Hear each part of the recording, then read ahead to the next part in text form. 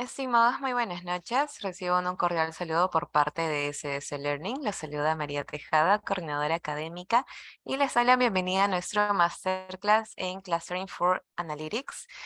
Antes de poder iniciar con nuestro evento, les pediré que por favor podamos aguardar unos minutos con la finalidad de que el resto de participantes también se pueda integrar.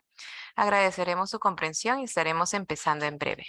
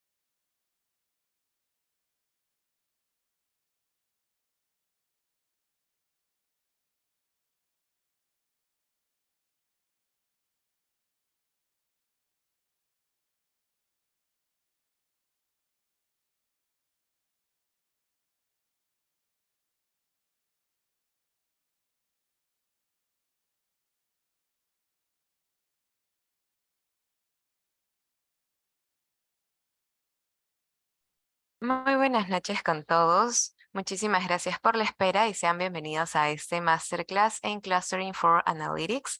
Como les pude mencionar anteriormente, mi nombre es María Tejada, coordinadora académica, por si a lo largo de este evento llegasen a tener alguna consulta.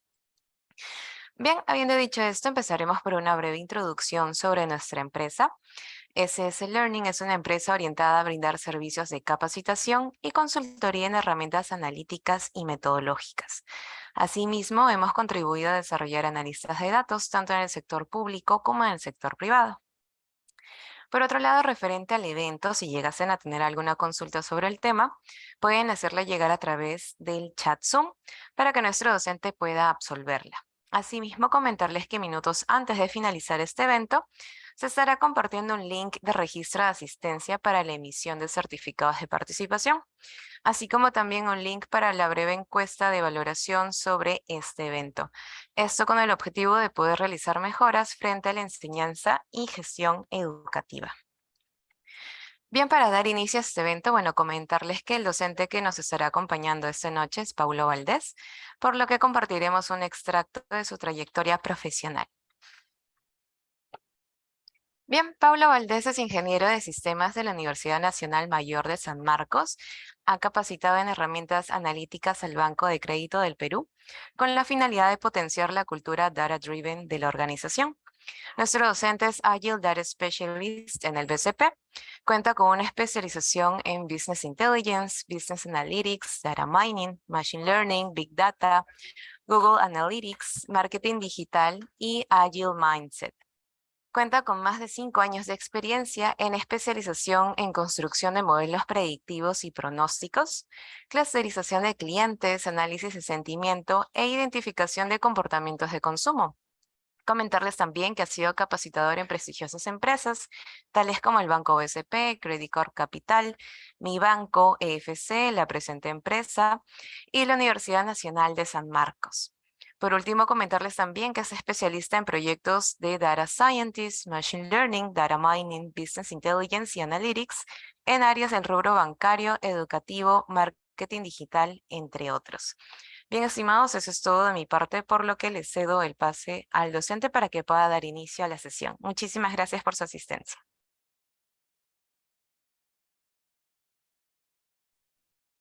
Listo.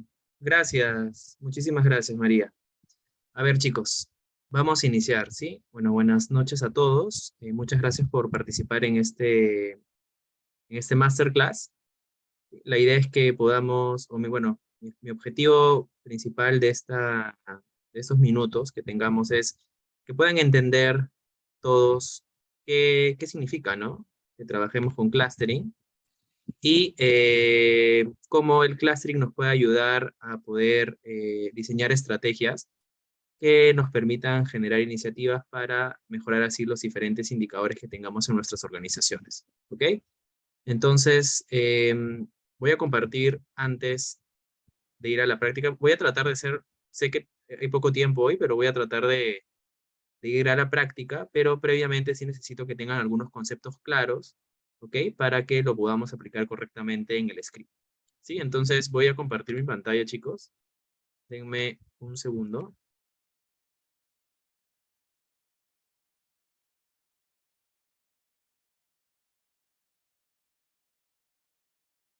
Por favor, ¿pueden confirmarme si se ve un PDF llamado Clustering? Muchachos, a ver, ahí solicito su apoyo. Que me confirmen por el chat si se ve. Ya, perfecto. Listo. Ok, chicos, a ver, les cuento un poco. ¿Sí? Eh, Clustering, ¿no? Bueno, retrocediendo, sabemos que dentro de los tipos de aprendizajes, ¿no? Cuando queremos tratar de generar modelos, básicamente hay de dos tipos, ¿no? Los modelos que nos permiten agrupar, clusterizar, generar justamente agrupaciones, ¿no? De cosas para poder, con base a esas agrupaciones, generar diferentes analytics, ¿no? Generar diferentes insights o conclusiones. Y por otro lado, tenemos los modelos que nos permiten predecir. ¿No? Ver, ¿no? Revisar trabajar con data real y poder indicar si es que llegamos al objetivo o no. Entonces, existen estos dos modelos, ¿no? Modelos para clusterizar, generar grupos y poder trabajar iniciativas transversales o ad hoc a cada uno de estos grupos. Y por el otro lado existen los modelos que nos permiten predecir algo y llegar a alguna conclusión, ¿no? Entonces, ahora vamos a centrarnos en la parte de clustering, ¿sí? De generar estos grupos y ver, ¿no? Qué decisiones podemos tomar. ¿Ok? Entonces, ok, yendo un poquito al clustering, ¿no? Sí es interesante que podamos primero definir, ¿no? Y entender que todos estemos alineados en cuál es el concepto de clustering dentro de estos modelos analíticos. Y tal cual como se menciona, es un proceso no supervisado, ¿no? ¿Por qué se le dice no supervisado? Porque no hay una variable a la cual se quiera identificar, ¿no? Porque acá realmente voy a utilizar todas las variables, todas mis variables X para trabajar estos clústeres, y no hay una variable output o una variable Y que yo quiera identificar, ¿no? Por ejemplo, algo que no es clustering, que es del otro tipo, es si es que yo, por ejemplo, quisiera saber cuáles son, eh, no sé, por ejemplo, quisiera conocer si las publicaciones dentro de alguna red social, de alguna organización, son pagadas o no son pagadas, ¿no? Ahí yo quiero saber, ¿no? Quiero predecir si es que lo son o no lo son. Entonces, en ese caso, no sería algo de clustering, ¿no? Más que todo sería algo de un modelo predictivo y tendría que ver qué diferentes algoritmos tenemos para tratar de trabajarlos, ¿no? Random forest, árboles de decisiones, máquinas de vector de soporte, el teorema de Ney-Bayes, etcétera. Hay diferentes algoritmos de modelos predictivos que deberíamos utilizar para llegar a alguna conclusión, ¿no? Con respecto a esas publicaciones. Pero en este caso nos vamos a centrar, como les digo, en temas de agrupaciones o clustering para tratar de cruzar información y ver si podemos llegar a algún análisis, ¿no? Entonces, justamente clustering es esto, es un proceso o algoritmo no supervisado que identifica grupos de elementos similares de cada grupo y a la vez diferente entre grupos. Entonces, como aquí se menciona, lo que busca es crear eso, grupos de cosas, ¿no? Grupos que entre ellos sean similares, o sea, entre los elementos de cada grupo, y entre grupo y grupo haya una diferencia, ¿no? Que los permita agrupar. Entonces, la similaridad de los elementos dentro de cada grupo está basada en temas de distancias, temas de densidad y modelos que, bueno, que revisaremos posteriormente. Entonces, aquí en pantalla, si yo acerco un poquito esto, denme un segundo que lo voy acercando, ¿no? Lo que quiero que entiendan dentro de este gráfico, pueden observar aquí dos clústeres de equipo. Primero, este es un gráfico que nos bota R, ¿ok? Así que los que quieran, los que, bueno, no conocen R, RStudio es un IDE que nos permite programar nuestro lenguaje de programación R y generar nuestros modelos, tanto de clustering como modelos predictivos, ¿ok? Entonces, esto es una gráfica que R me da. Obviamente, para generar esta gráfica hay un set de script, ¿no? Que tengo que ejecutar, que lo vamos a ver en un rato. Pero este es el output, ¿no? O sea, quiero que entendamos cuál sería el output, por ejemplo, de generar este clustering, ¿no? ¿A qué vamos a llegar? ¿No? Entonces, lo que acá se busca visibilizar es que el script lo que nos va a botar es dos clústeres de equipos de fútbol masculino para tratar de llegar a alguna conclusión. O sea, lo que me va a dar el R es una gráfica con estos dos clústeres y me va a decir, ok, en este clúster o en este grupo tenemos estos países, ¿no? Dinamarca, Holanda, Túnez, Rumanía, Costa Rica, Eslovaquia, Irlanda del Norte, etc. En el clúster 2 tenemos a Alemania, Brasil, Bélgica, Portugal. O sea, el script o las funciones o las librerías de R utilizando clustering nos da o nos arroja dos grupos. Ahora, ¿para qué dos grupos? Porque inicialmente al construir el script nosotros tenemos que preguntarnos ¿para qué vamos a formar grupos? ¿Para qué vamos a formar clusters?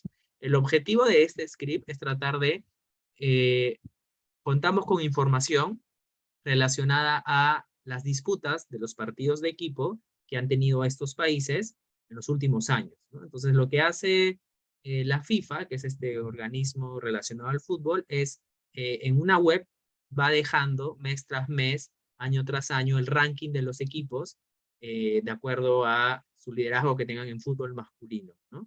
Y lo van dejando ahí, van dejando ciertos campos, los puntos que tienen, los puntos conseguidos en los últimos años, una serie de información que vamos a revisar, y lo que nosotros, yo, en este caso, como, digamos, analista de datos, como data scientist, lo que yo busco es, ok, quiero formar dos grupos, ¿no? Quiero formar dos grupos, quiero que en un primer grupo estén los mejores, y en el segundo grupo estén el resto, ¿no?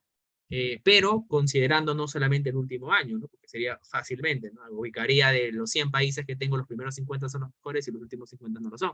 Sino quiero agrupar con base a, no este año actual, sino los últimos 10 años, por ejemplo, ¿no? Quiero tener un modelo confiable que me diga, ok, en los últimos 10 años, tras haberse aplicado una matemática interna, estos 20 equipos de los 50 son los mejores, en general, en promedio, por decirlo así. Entonces, va a depender a qué objetivo queremos llegar, ¿no? Entonces, por eso les digo, en este caso se forman dos grupos, pero quizás nosotros queremos más, queremos 10 grupos y que cada grupo tenga 2 o 3 equipos, ¿no? ¿Por qué? Porque queremos hacer una liga, ¿no? Digamos, somos del equipo de Perú y lo que queremos es tratar de prepararnos para el próximo mundial con estos equipos, y voy a querer escoger equipos que estén cerca a mi nivel, ¿no? Tampoco quiero un equipo súper avanzado como Brasil, ni tampoco quiero un equipo que no tenga tanto recorrido, tanto puntaje como algunos de los que están en el clúster azul. Entonces quiero tratar de, yo como Perú, siento que estoy en un nivel intermedio, competir con equipos que más o menos estén en mi nivel, ¿no? Entonces, va a depender mucho el objetivo de cuántos clústeres se van a formar y qué tipos de equipos son los que se van a generar. ¿Ok? Eso a nivel de que ustedes puedan entender inicialmente qué es clustering, lo que quiero que quede claro qué es clustering, porque a veces tenemos muchos conceptos equivocados sobre esto, y posteriormente podamos entender mejor el código, ¿sí? Entonces, esto es lo que les puedo indicar por acá. Aquí hay una tablita que es importante, que nos dice, ¿no? Ahora la siguiente pregunta es, ¿dónde podemos aplicar esto? ¿Solo en campos matemáticos? No. En cualquier área en nuestro trabajo, en nuestro rubro, podemos generar modelos de clustering que nos van a ayudar a nosotros o a los líderes de nuestra organización a tomar mejores decisiones, a ser más acertadas, ¿no? Más reales y basadas en data. ¿Sí? Bueno, ahora lo que buscan las empresas es ser una empresa o una organización data driven, ¿no? Entonces, existen diferentes áreas de negocio, como lo son marketing, recursos humanos, finanzas, psicología, medicina, donde podemos aplicar clustering. Y obviamente cada rubro va a tener variables distintas, ¿no? Por ejemplo, si queremos trabajar clustering en un área de marketing, definitivamente vamos a tener que trabajar con variables relacionadas a información demográfica, transacciones históricas, compras, estilo de vida, gastos, ¿no? Si queremos trabajar o en un área de recursos humanos, lo más probable es que tengamos que identificar habilidades, temas de desempeño y desarrollo de los trabajadores, ¿no? Y el desgaste que estos trabajadores pueden tener en el día a día. Si queremos entrar a finanzas, definitivamente variables de rendimiento, de ingresos y egresos, de capital, de PDM, de SOU, perdón, son variables que tenemos que tomar en cuenta. Psicología, temas de demografía de pacientes, síntomas, ¿no? Va a depender mucho la especialidad dentro del campo de psicología, a lo mismo que medicina, ¿no? Que va a depender mucho el objetivo. Pero lo que quiero llegar con esto, o el mensaje que quiero transmitir, es que podemos aplicar clustering en cualquier rubro en el que trabajemos. ¿Ok? Banca, finanzas, recursos humanos, medicina, agronomía, etc. En cualquier rubro podemos aplicar, pero para eso, ¿qué necesitamos? La información. Necesitamos nuestra tabla con nuestras columnas y las variables necesarias para trabajar este modelo. No llenarnos de 100 columnas, sino tener las necesarias, las variables más relevantes para trabajar este modelo de clustering. ¿Cómo las escogemos? Hay diferentes formas, ¿no?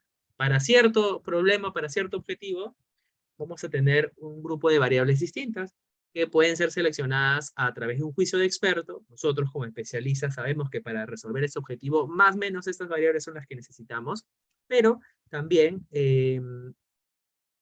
existen herramientas, ¿no? Analíticas, que lo que hacen es ayudarnos a encontrar las mejores variables para dar solución a nuestro problema. ¿Ok? Entonces, eso es importante que lo tengamos en cuenta, ¿sí? Y básicamente existen 3 tipos de variables para el clúster, ¿ok? que son las sociodemográficas, que son las psicométricas, y las de comportamiento. Por ejemplo, habrán escuchado bastante, ¿no? Definitivamente cuando habrán hecho alguna encuesta, o viene alguna persona en la calle o por remoto y les pasa una encuesta, normalmente cualquier encuesta que responden ustedes, siempre las primeras preguntas van a estar relacionadas a temas sociodemográficos, temas demográficos, geográficos, socioeconómicos, cómo se llama, en qué país, en dónde viven, qué nivel socioeconómico pueden tener, dependiendo obviamente del objetivo de la encuesta, pero estas preguntas iniciales son las sociodemográficas porque dan un contexto inicial de más o menos por dónde se van a ir las respuestas de las personas, ¿no? Pero por otro lado, también tenemos las variables psicométricas y las variables de comportamiento. Las variables psicométricas están divididas en tres partes, ¿no? Lifestyle, que es el estilo de vida que tienen las personas, percepciones e intenciones, y personalidad. Muchas de estas, variables o métricas las podemos encontrar dentro de las páginas de redes sociales, ¿no? Nosotros cuando entramos a Facebook, le damos like a ciertas cosas, nos han dado cuenta que al día siguiente les aparecen sus recomendados cosas muy similares, porque hay un algoritmo, hay un modelo modelo de clustering dentro de Facebook, más avanzado lógicamente, que lo que hace es identificar cuáles son estos comportamientos similares que hay entre los usuarios y recomiendan, ¿no? Lo que uno, digamos, puede tener más, o con lo que puede tener mayor afinidad. ¿Ok? Pero estas variables están relacionadas a este conjunto, ¿no? De psicometría. Y por el último caso tenemos la de comportamiento, ¿ok? O behavior, donde aquí tenemos también diferentes temas, ¿no? Por ejemplo, el tema de beneficios, o el tema de uso de productos y servicios, o choice of retail outlets, o el comportamiento de compra también de una persona, ¿no? ¿Qué tanto va a comprar? Y yo les cuento, ¿no? Dentro de los bancos, yo trabajo actualmente en un banco, trabajamos mucho con el perfil del cliente con base a las transacciones que hace, ¿no? Ustedes fácilmente podrían analizarse, ¿no? Y decir, ok, durante un mes, yo día a día voy haciendo estas transacciones, ¿no? Transo por aquí, transo por allá, y esta información queda registrada, ¿no? Cada vez que ustedes pasan la tarjeta o hacen un yape o lo que sea, queda registrado, ¿no? La hora, el momento, el lugar, etcétera, donde están. Y yo podría de alguna forma aplicar un modelo con esta información de usted y tratar de sacar un patrón del comportamiento de compra que ustedes tienen. Entonces, quizá el otro mes, después de haber hecho este análisis, en Yape les muestro una notificación, un pop-up, donde les aparece quizá algún sitio recomendado con algún beneficio para que ustedes compren, ¿no? Pero ese sitio ha sido, no es dado a ustedes de una forma random ni al azar, sino es trabajada, ¿no? Digamos, una notificación trabajada bajo un modelo de clustering. Entonces, ya más o menos quiero que se den cuenta que donde vayan o el rubro donde estén, podemos aplicar este modelo y nos va a traer grandes beneficios, ¿no? Ahora, para poder encontrar este clustering, hay que hacernos diferentes preguntas. No solamente, ok, ya sé clustering, voy a aplicarlo. No, sino hay que entender para qué, ¿no? O sea, ya, quiero encontrar cluster, quiero encontrar segmentos, quiero encontrar grupos, ¿para qué? O les doy otro ejemplo, ¿no? Se habrán dado cuenta que cuando ustedes van al banco, hay tres filas normalmente, ¿no? Dependiendo del banco, ¿no? Pero hay tres categorías de clientes, visiblemente, ¿no? Pero ustedes, para su conocimiento internamente, dentro de la organización, seleccionamos a los clientes como en 5 o 6 grupos. Y cada grupo tiene, obviamente ha sido seleccionado por un modelo de clustering. Hemos trabajado un modelo de clustering, que es lo que vamos a ver hoy, y han sido seleccionados en cada uno de esos grupos para que el banco le dé un asesoramiento distinto, beneficios diferentes, ¿no? Dependiendo en qué grupo se encuentran los clientes, por temas de ingresos, por muchas de estas variables que hemos identificado, variables sociodemográficas, psicométricas, de comportamiento. Entonces, de acuerdo a esas variables, vamos clusterizando o segmentando a las personas, ¿no? Ahí las preguntas que nos haríamos es, como les digo, ¿qué haríamos con estos grupos? Si alguien los usaría en la organización, ¿para qué y cómo? ¿No? Eh, Acá quizá no se logra ver bien, pero lo que se dice es, ¿Son las diferencias encontradas lo suficientemente grandes como para como para ser significativas para el negocio? O sea, realmente el esfuerzo o el costo de trabajar o de generar estos grupos, porque alguien va a tener que hacerlo, ¿realmente nos agrega valor? O sea, ¿va a permitir que el líder o los líderes tomen decisiones con base a estos grupos? ¿O no es tan necesario? ¿No? Entonces, les dejo la reflexión aquí, que sí es importante trabajar y aprender a usar clusterings por los diferentes beneficios que les he comentado, pero es importante saber en qué momento lo vamos a aplicar y quién va a tomar la decisión, ¿no? Entonces, todo ese estudio se tiene que hacer previo a trabajar con esos modelos. ¿Chicos? Entonces, bueno, ya no quiero entrar mucho quizá al detalle teórico, pero para que conozcan hay dos tipos de clustering, y eso es importante porque vamos a utilizar uno de esos tipos. Existe el clustering jerárquico y existe el clustering no jerárquico por particionamiento. El clustering jerárquico es aquel que crea agrupaciones, ¿no? A través de un dendrograma. Un dendrograma es como un arbolito que va creando, o sea, justamente se van creando las agrupaciones mientras se va trabajando internamente un dendrograma o un árbol. Eh, Como aquí se dice, este método no requiere que se especifique el número de clústeres al principio. O sea, van a haber algoritmos en los que inicialmente yo tengo que decirle, yo quiero intencionalmente que mi data me lo partas en 4 clústeres. ¿No? Y van a haber otros algoritmos que ustedes no necesariamente al principio van a tener que especificar ese número de clústeres, sino el algoritmo va a trabajar la data y nos va a presentar un set de posibilidades y nosotros ya escogeremos 3, 4, 5, los X clústeres que queramos. Entonces, hay de esos dos tipos. Los jerárquicos, donde nosotros sí requerimos inicialmente decirle, quiero X clúster. Y el no jerárquico, que es donde nos da todas las posibilidades, por decirlo así, y nosotros ya escogemos cuántas. Cada uno tiene sus ventajas y desventajas, va a depender mucho del nivel de certeza, claro, el nivel de certeza que nosotros tengamos al principio sobre algún problema que queramos resolver. ¿Ok? Entonces, el clustering no jerárquico, como ahí dice, sí requiere las agrupaciones de entrada, ¿no? Pero su rendimiento es más rápido que el agrupamiento jerárquico. Entonces, dentro del clustering no jerárquico existen diferentes, voy a llegar acá, existen diferentes algoritmos. Existe el algoritmo de K-means, no sé si lo habrán escuchado alguno, el algoritmo del PAM, el algoritmo de Clara, ¿no? Etcétera. Hay diferentes algoritmos y dentro de los clustering jerárquicos podemos encontrar, está más abajo, pero bueno, no voy a entrar a detalle hoy, pero para que sepan, existen todos los tipos de enlaces, ¿no? Enlaces promedios, enlaces simples, enlaces complejos, enlaces Word, unos nombres medio raros para algunos, pero son tipos de algoritmos jerárquicos que nos van a permitir finalmente darnos un set de posibilidades de cómo clusterizar o de cuántos clusters forman. ¿Ok? Entonces, eso es lo importante que tengamos en cuenta por ahora. Y acá, si desean, tomen un pantallazo. Pero estos son los pasos. Es como un framework, ¿no? Es como el conjunto de pasos que ustedes tienen que tener en cuenta para trabajar un modelo de clustering. No es hacer por hacer un modelo, ¿no? Sino hay un set de pasos que nos garantiza que el modelo de clustering esté bien ejecutado y tengamos un alto porcentaje de fiabilidad. ¿Ok? Entonces, lo primero que tenemos que tener en cuenta es elegir correctamente los atributos. ¿A qué me refiero con atributos? Las variables, ¿no? Quiero resolver tal problema, ok, van a haber 3, 4, 5 variables que son las que más nos van a ayudar a resolver este problema, ¿no? No más ni menos. Por eso les digo, hay dos formas, a través de juicios de experto o a través de técnicas que en el curso vamos a aprender. Hay otro, el siguiente paso es el tema de escalar los datos. Van a ver que dentro del modelo de clustering existe este paso de escalar los datos, que lo que significa es estandarizar, perdón, normalizarlos, ¿no? Tipo, no sé si habrán escuchado de la campana de Gauss, pero la campana de Gauss es una gráfica que lo que hace es tratar de que la mayor densidad de elementos esté en el medio, ¿no? Acá les voy a hacer tipo un ejemplo, ¿no?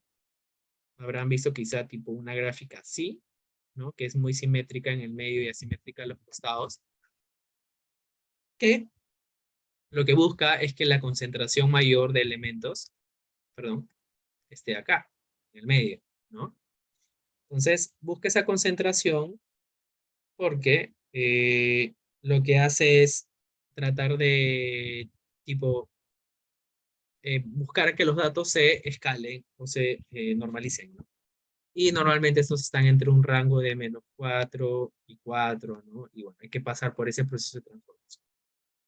Tercer punto es detectar los valores atípicos, ¿no? Y cuando digo los valores atípicos, me refiero a que, claro, cuando digo los valores atípicos, me refiero a que los outliers, ¿no? Normalmente cuando trabajan con data, se habrán dado cuenta que tenemos outliers. Tenemos outliers que son los que tenemos que identificar. Normalmente utilizamos el diagrama de caja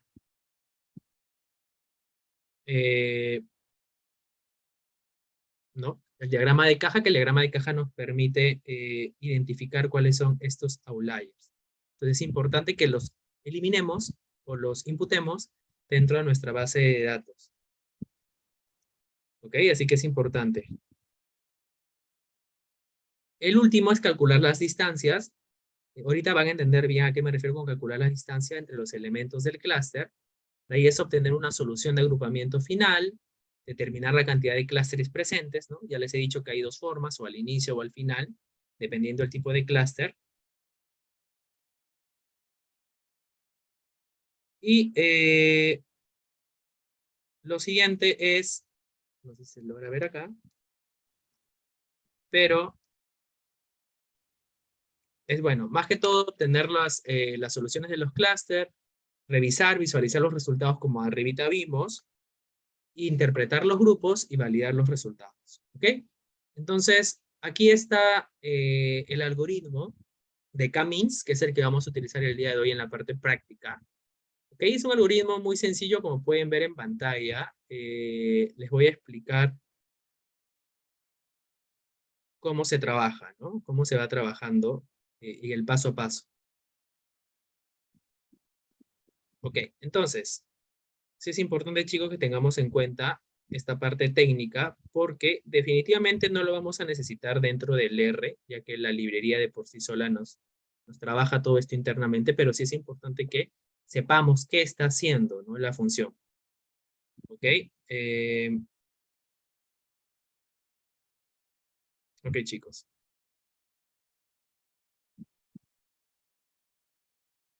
Por ejemplo, ¿no? Aquí, como podemos observar, estos puntos, no sé si logran ver estos puntitos de acá, A, B, C, D, E, F, G, son elementos, ¿no? Son elementos, por ejemplo, en lo que les comentaba son los países.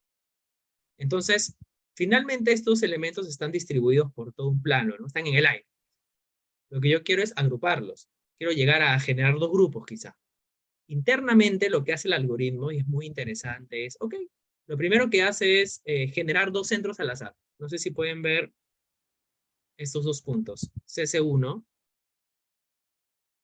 lo voy a poner por acá, CC1 y CC2. Entonces genera dos puntitos al azar y luego va moviendo los centros de acuerdo a las distancias que tienen con los demás puntos, ¿no? Por ejemplo, tenemos CC1, tenemos CC2, ¿no? CC1 se ubica acá, CC2 donde está, y se traza distancias, ¿no? De los puntos a ese centro. Por ejemplo, A, B y C se trazan líneas a CC1 porque son las distancias más cercas. En cambio, D, F, G y H se trazan más cerca a CC2 porque son las distancias. ¿No? Y luego, como tercer punto, los centros se van moviendo, o sea, en promedio de los puntos, ¿no? Se promedia A, B y C, ¿no? Se promedia los pares coordenados de los tres puntos, se hace un promedio y el centro se mueve con respecto a ese promedio. Entonces, inicialmente CC1 estaba acá, se mueve más abajito. Lo mismo, CC2 estaba acá, se mueve más abajito, ¿no? Y así se va formando. Entonces, al moverse los centros, ¿no? Al moverse los centros, los puntos se redistribuyen en clústeres, perdón, distintos. Por ejemplo, si la E estaba en el clúster de CC2, al moverse el centro, porque estaba acá, se movió el centro para acá, el E ya no está más cerca de este centro, sino está más cerca del de arriba. Por lo tanto, se redistribuyen, ¿ven? De que E estaba inicialmente acá, en el CC2, ahora pertenece al CC1. Y así, chicos, se van iterando, ¿ok?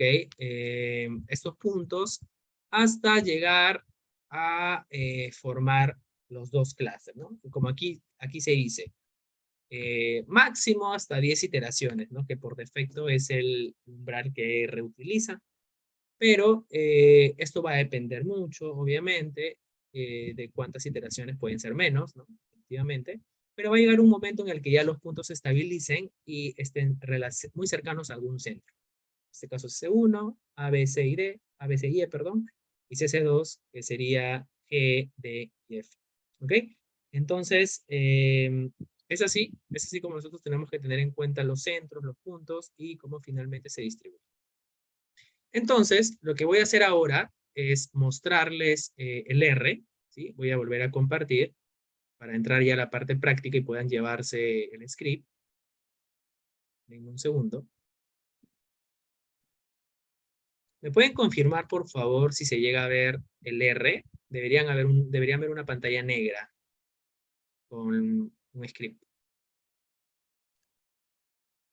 Perfecto. Gracias, Kevin, Alicia. Ok. Entonces, y Anthony, perfecto. Ya. Entonces, para esto, lo que nosotros necesitamos es, no sé si antes han utilizado R, me gustaría leerlos por el chat, si es que, para ver cómo les puedo explicar. No sé si alguien ya antes ha utilizado R o es la primera vez. Si es la primera vez, por favor, coméntenlo con total sinceridad, porque en el curso iniciamos desde cero. Ok, para Anthony es la primera vez, para Carla, para Torres es la primera vez. Bueno, depende, ¿no? Algunos la han usado, otros. Igual, voy a tratar de hacerlo más simple. ¿Okay? No es necesario que conozcan cómo se programa en R, porque en el curso lo explicamos desde cero. Pero bueno, acá les indico, ¿no? Lo primero que hacemos es setear una ruta. ¿Ok? Setear una ruta porque acuérdense que el primer paso que les decía es incluir la data, ¿no? O sea, recuerdan que les comentaba, escojamos las variables. Ya. Mi data es un archivo CSV llamado FIFA Rank, donde tengo los registros referenciando a los países de fútbol con sus diferentes métricas. ¿Ok? Entonces aquí lo importante es que nosotros definamos eso, ¿no? Definamos eso y para eso nosotros necesitamos el archivo input, ¿no? Necesitamos el archivo input. Okay. Entonces yo les voy a mostrar cuál es el archivo input. Denme un segundo.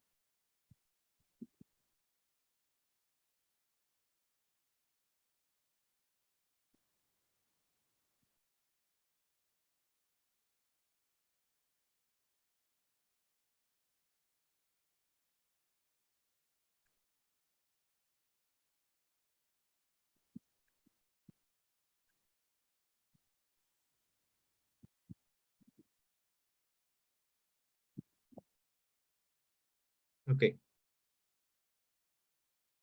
Entonces, voy a volver a proyectar.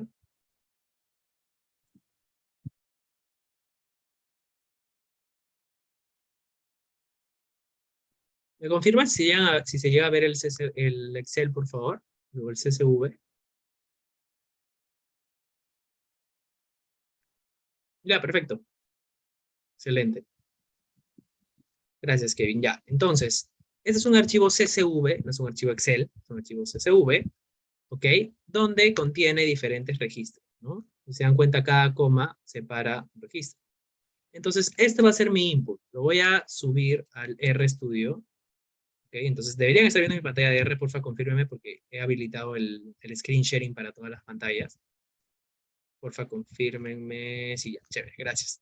Ya, entonces, lo que hago es setear, ¿no? ¿Dónde está mi archivo Excel? Ok, mi archivo Excel está dentro de una carpeta llamada datasets, llamada FIFA Ranking. Ok, entonces simplemente ubico el archivo, súper sencillo, le doy copiar ruta de acceso, ¿no? Lo pongo aquí abajito, y le doy la vuelta a todos los slash. Los slash están hacia la izquierda, tengo que cambiarlos hacia la derecha, si no, no me va a aceptar.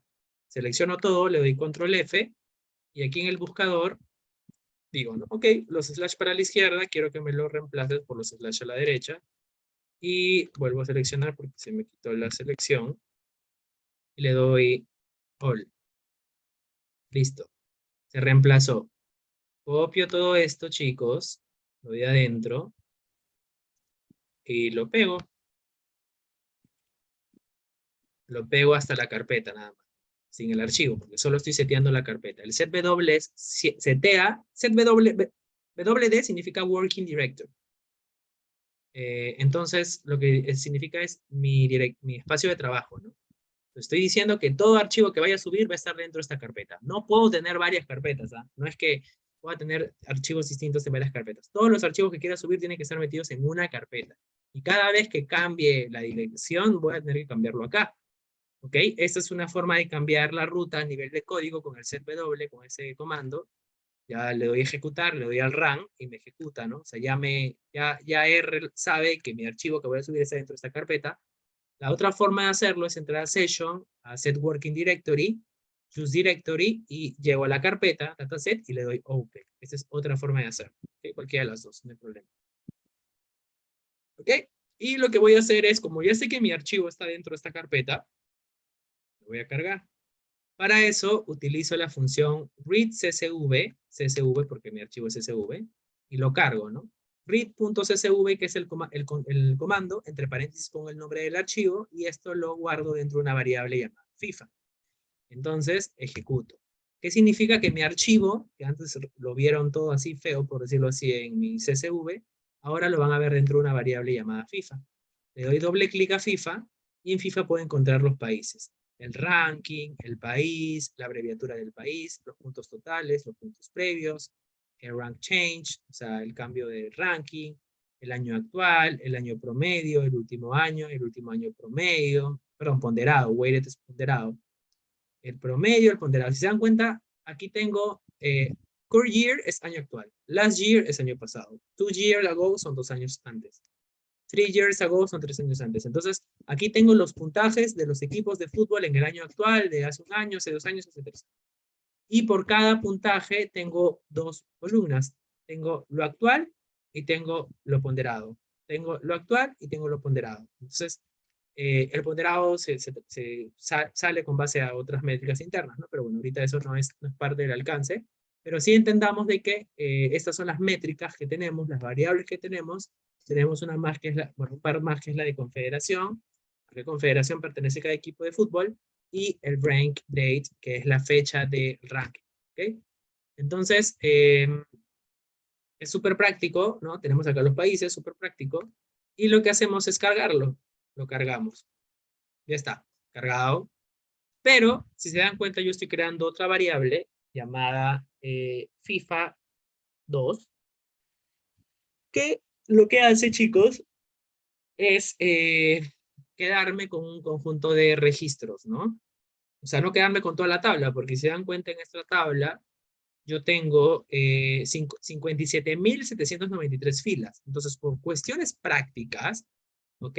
Prácticas, solamente por temas académicos, me voy a quedar con un filtro, o sea, con un conjunto, con 30 filas. De los 57.000 me voy a quedar con 30, pero pueden utilizar todas, ¿ah? No necesariamente tienen que reducirle la cantidad de registros. En este caso yo estoy utilizando todas.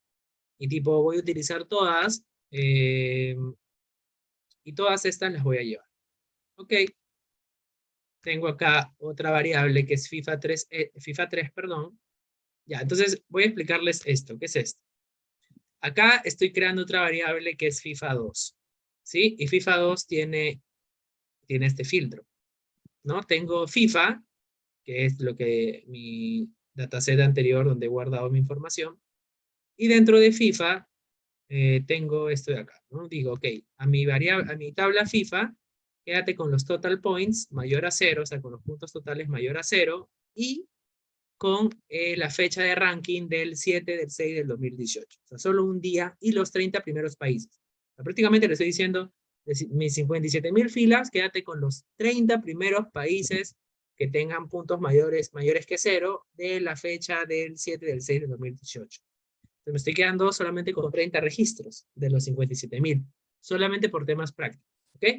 Entonces me quedé con eso, le doy run, creé FIFA 2, y ahora a FIFA 2 me voy a quedar no con todas las columnas. Como les dije, es inservible tener tantas columnas. Yo solamente necesito las principales. ¿Y cuáles son las principales? son la 2, la 8, la 10, la 12 y la 14. Obviamente para poder identificar eso, porque previamente ya he hecho un estudio de que esas son las variables. Como ya les he dicho, hay dos formas, a través de variables de juicio de experto o también a través de variables de algunas técnicas, ¿no? Entonces me quedo con la columna 2, con la columna 12, 14 y 18. Ahorita vamos a ver cuáles son. Si voy a FIFA 3, me doy cuenta de que esas columnas son el país, son el año actual, son el último año, son hace 2 años y son también hace 3 años. ¿Ok? Entonces, entonces lo que debemos hacer nosotros es esto, estandarizarlo. ¿Se acuerdan que les decía, no, chicos? Hay una parte del paso a paso que te dice escalar, estandarizar, normalizar. Entonces, esto lo llevamos a la campana de Gauss que les comentaba. ¿Ok? ¿Qué significa eso? Que ejecutamos esta línea de aquí. Lo que hace esta línea es decir, ok, a tu tabla, escálala. O sea, scale, convierte todo a una distribución normal, donde los valores estén en un rango entre -4 y 4. Y créate FIFA 3S. ¿Ok? Si se dan cuenta, miren, pasó de esto a esto. ¿Ven los números que ahora son negativos? Ya, porque han pasado una distribución normal. Igual en el curso estaremos dando más detalle de esto, pero se creó FIFA 3S y lo que hacemos ahora es hacer una serie de transformaciones a la tabla. Este country full, necesitamos quedarnos solamente con las variables numéricas, o sea, a partir de core year hasta 3 year. La parte de country full, no. Pero necesitamos igual saber, obviamente, cada registro a qué país pertenece. Entonces, lo que vamos a hacer es, los países lo vamos a poner como nombre de filas. ¿Y cómo hacemos eso? Muy sencillo. Ejecutamos esto de acá. Perdón, ejecutamos esto de acá, donde dice Row Names, FIFA 3S, FIFA 3S Country Full. O sea, el nombre de las filas ahora es el nombre de los países, como pueden ver. Entonces, como ya lo tengo acá, elimino esta columna. Para eso, selecciono el de aquí abajito. ¿Ok? Y el que dice Summary PR con FIFA 3S es, bueno, una métrica que lo que nos permite es identificar la proporción, etc. Entonces, el algoritmo que vamos a aplicar es el de K-means, súper cortito, ¿ok? Pero acuérdense que esto también lo podemos aplicar con el PAM, con el CLARA, con los algoritmos jerárquicos, etc. Entonces, si aplicamos con el K-means, ¿qué significa? Sembramos una semilla. Acuérdense que para cualquier algoritmo siempre se siembra una semilla. ¿Por qué? Acá le he puesto 2021, pero ustedes pueden ponerle cualquier número. Siempre se siembra una semilla porque acuérdense que el algoritmo trabaja con los elementos de forma aleatoria. Entonces sí es importante que definamos nosotros una semilla para que no haya esta variabilidad. ¿Ok? Entonces definimos una semilla y aquí aplicamos el algoritmo. El algoritmo se llama K-means.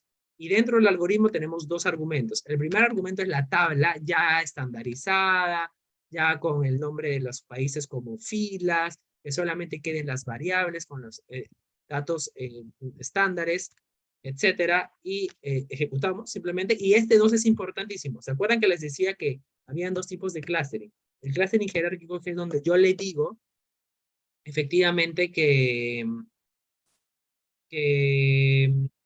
le digo cuántos clusters son los que va a formar, perdón, y también el clustering no jerárquico, ¿ok?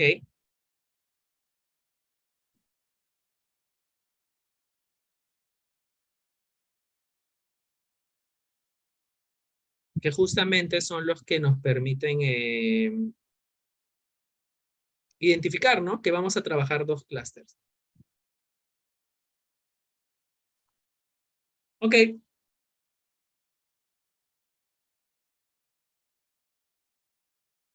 Ok, chicos. Entonces eso hay que tener en cuenta, ¿no? Acá le estoy diciendo que forme dos clusters, como lo vimos en el ejemplo, ¿no? Y ejecuto C2. Perdón, ejecuto estos dos, C2. ¿Ok? Se dan cuenta de que el algoritmo tiene diferentes estadios. O sea, tiene los clústeres, tiene los centros. ¿Se acuerdan que vimos en la PPT, en el PDF, perdón, que para trabajar este algoritmo se setean centros, etcétera, ¿no? Entonces, todos esos elementos estadísticos también los puedo ir viendo por acá. Pero de esto quizá lo principal sea clúster, ¿no? Lo que yo principalmente quiero saber, ¿qué países hay en cada clúster? ¿no? Entonces, simplemente utilizo una librería llamada FPC, ¿no? Utilizo también el stat cluster, ¿ok? Y lo que hago es, más que todo, bueno, silueta, para que conozcan, es una métrica de calidad que me dice si es que el modelo que he escogido es el más adecuado, ¿no? Entonces, bueno, ya en el curso quizá lo veremos, pero lo que finalmente quiero que entiendan acá es que si yo le doy C2 y yo subo, van a poder ver los países que ha puesto en cada clúster, ¿no? Yo no los tenía en países. Quizá Brasil en el último año, o en los últimos 3 años no le haya ido bien, y quizá en esos 2 últimos años sí.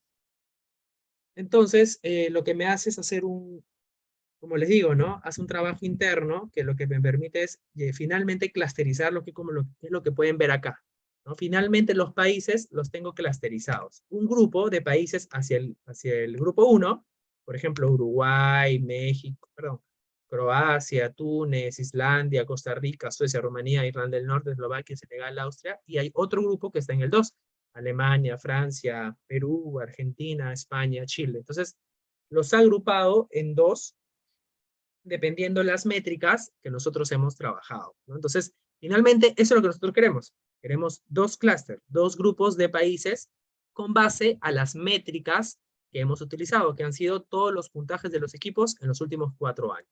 Entonces, hemos utilizado estas métricas para generar finalmente dos clústeres con diferentes países. Ya, ¿cómo saber cuál es el algoritmo ideal para la data? La idea, como les digo, es utilizar la silueta, por lo que están preguntando en el chat. La silueta es una métrica de calidad que nos da un valor, en este caso 0.2, que nos dice, ok, el algoritmo que está utilizando es recomendable para generar tus clases. Pero para poder saber si hay otro mejor, tenemos que seguir probando, Anthony.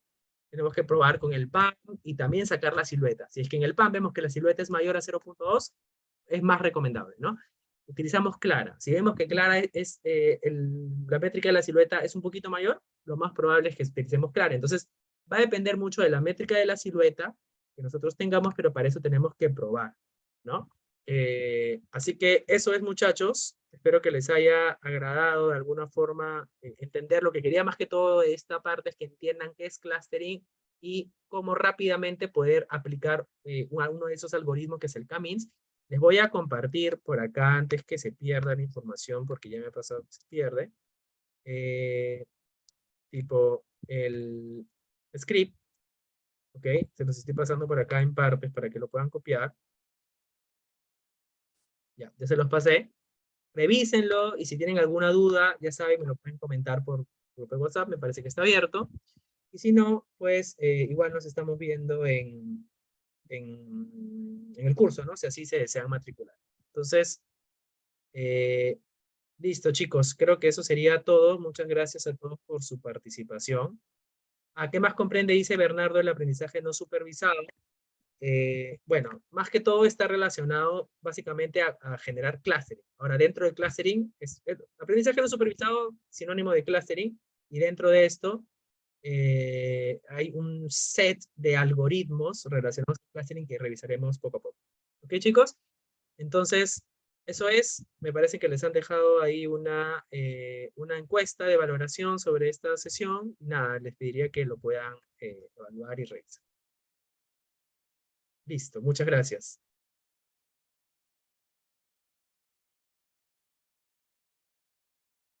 Muchísimas gracias, profesor. Muchísimas gracias a ustedes también, estimados, por su asistencia. Solo nos queda poder invitarlos a este nuevo inicio.